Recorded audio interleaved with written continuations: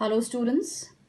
In our today's class, we will study about the powers of the President of India during financial emergency. So under what circumstances can the President of India declare financial emergency in our nation? So financial emergency is that emergency which has arisen due to financial or monetary crisis. Now, if the President is satisfied that a situation has arisen whereby the financial stability or state of being steady or credit of nation, credit is a sum of money that a bank lends, is threatened, he can declare a financial emergency. Now, what is the duration of such emergency?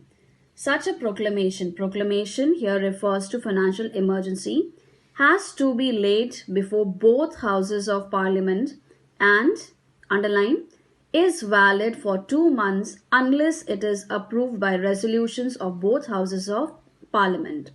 So such a proclamation, it is valid for 2 months unless it is approved by resolutions of both houses of parliament.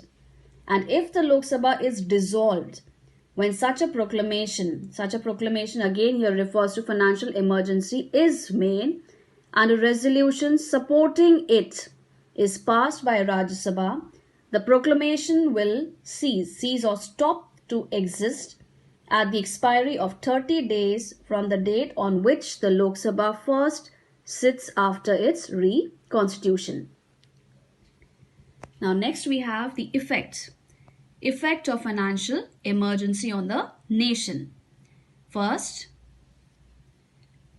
you can underline these lines. The President may appoint a finance commission to suggest methods to get out of financial crisis. He may adopt suitable measures to restore financial stability in the light of recommendations of the Finance Commission. So it means that the President, to curb the financial crisis, appoints a finance commission who in turn gives recommendation or suggestions to the President to restore or to bring back financial stability in the country.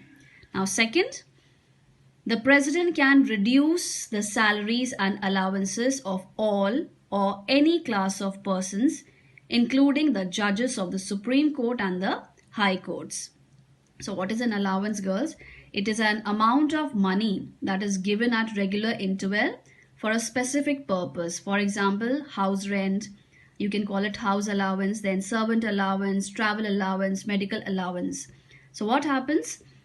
During financial crisis in a country or of a country, the President has got the power to cut or reduce the salaries or allowances of any class of people, including that of judges of the Supreme Court and the High Courts.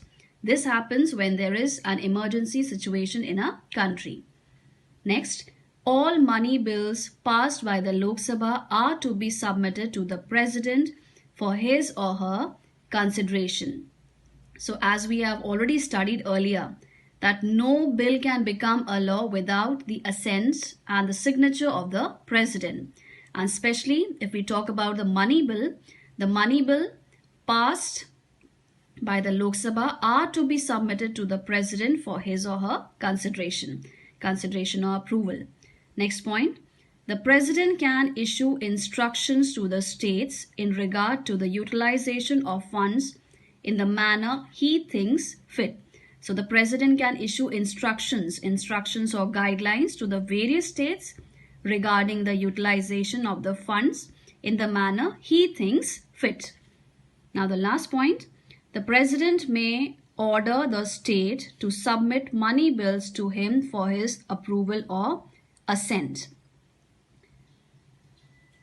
Now, financial emergency has never been declared since the promulgation or announcement of the Constitution.